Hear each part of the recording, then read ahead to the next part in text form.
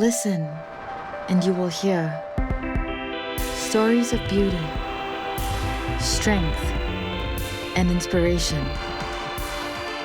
Let's talk Women Talk. Since she was a young girl, Kalyan Keo knew the importance of education for her future, a value that was instilled by her parents who encouraged her endlessly to achieve her best. Today, and 4 scholarships later, Kalyan is an activist and also aims to raise the profile of Cambodia on an international platform. Well, Kalyan, thank you so much for spending this afternoon with us. I've heard so much about you, so it's really such a pleasure to do this interview with you. Now, I know you've come from very humble beginnings. Your father was a civil servant and your mom had to open a shop at a market. But you've had such a tremendous educational path, as I would say.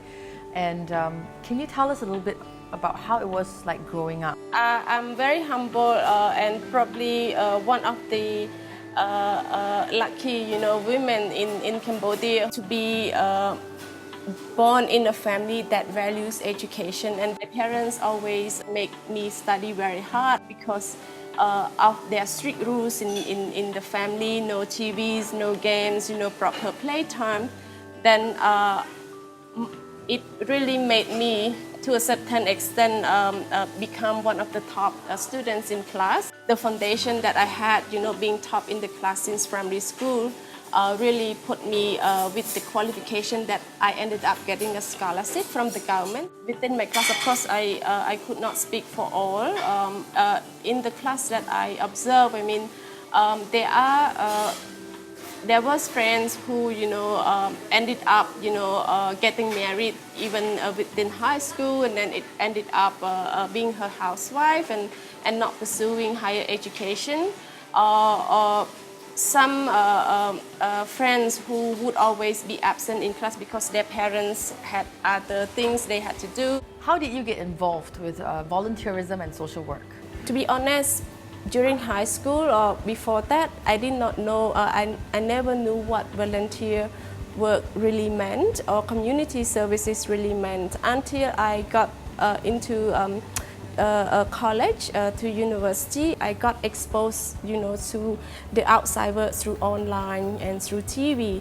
Then I started to realize, the opportunities, maybe it's better for me to go out and explore what is happening in the world, and that's how I got interested in applying a scholarship for a semester to Singapore. Being outside of Cambodia, it really brought new ideas, brought different perspective, and really shaped my passion for the future. So that's how I started to be passionate about development, because I thought that seeing Australia, seeing Singapore, Cambodia is so far behind. Yeah.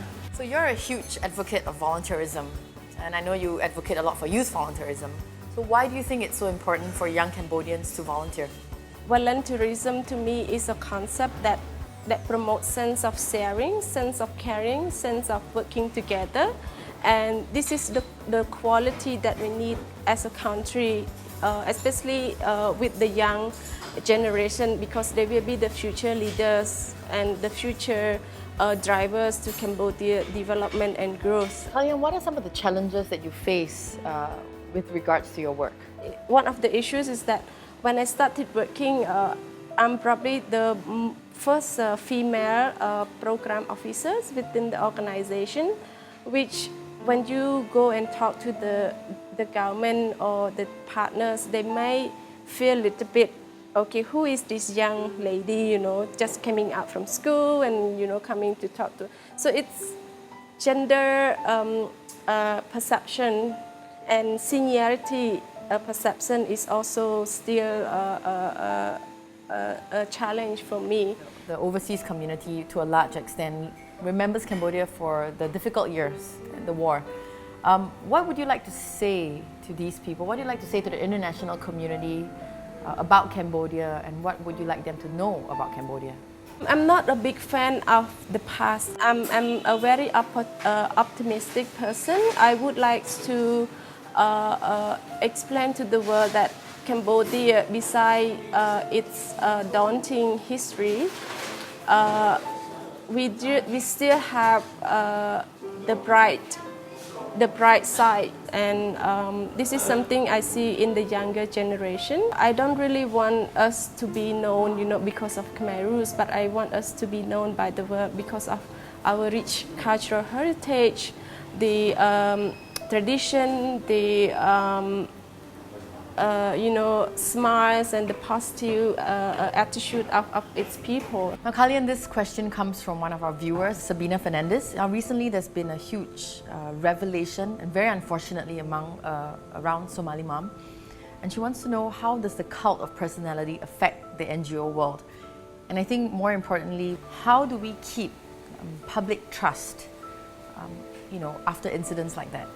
I don't want to go down into the personal issues or to the specific individual like Somali Mom, but it's important to also bear, to the NGO community to really be strong, and this goes back to the coordinated voice or effort as a civil society organization, as a community, because once you have a strong community, then it will overshadow one bad case, that just happened. And this is also bring back me to one of the things I always, question, if you look at the media, it's always showcases, the issues, the bombs, the attacks, always the negative side, but there is no such media or platform that really shows the good things that is happening, the development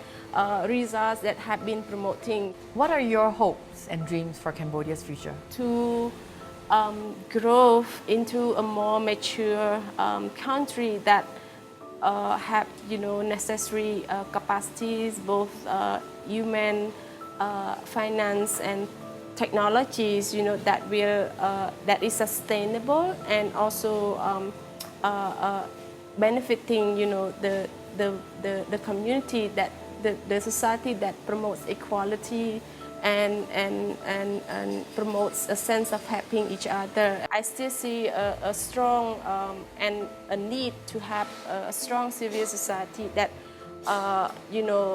promote advocacy, knowledge sharing, and influence the decision makers, because they represent the voice of the excluded, the voice of the indigenous people, the voice of the marginalized groups, because these people will not have direct access to the policy table. What do you want to say to the current leadership of Cambodia? Start,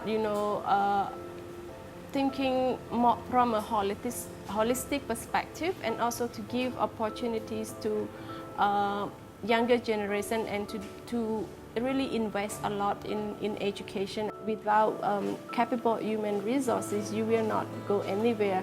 So really needs to balance your resources allocation to really invest in long-term, assets for the future, rather than looking short-term. And it's important that they of course they learn from other countries, how other countries develop step 1 to 10, but it's not necessary that we have to follow those countries step 1 to 10. We have to also be creative and how we can skip certain steps. Now, what are your hopes and dreams for Kalyan? I want to showcase that as a Cambodian woman, I am also capable in joining the intellectual group at the global level to showcase that Cambodia does have strong human capacity, if they are trained well. And it's not that because we are Cambodians that we cannot be part of this. And finally, Kalyan, what is empowerment to you? Empowerment to me, it's from the inside rather than from the outside. Of course, it has to be both, but I think the main driver is about the individual itself to really find their own passion towards a certain thing, and opportunities, which is the external driver where the society, the government, would provide. We also need to match that passions as well. So I think it's important that we need to have, but we cannot just rely on the opportunity from others. Kalyan, thank you so much for spending this afternoon with us. You are such an inspiration, and I'm sure to many, many young Cambodians. And I wish you all the very best in bringing forward Cambodian women as well as Cambodia into the future. Thank you. Kalyan's dedication to her country and family definitely serves as a strong sense of inspiration to the young people of Cambodia.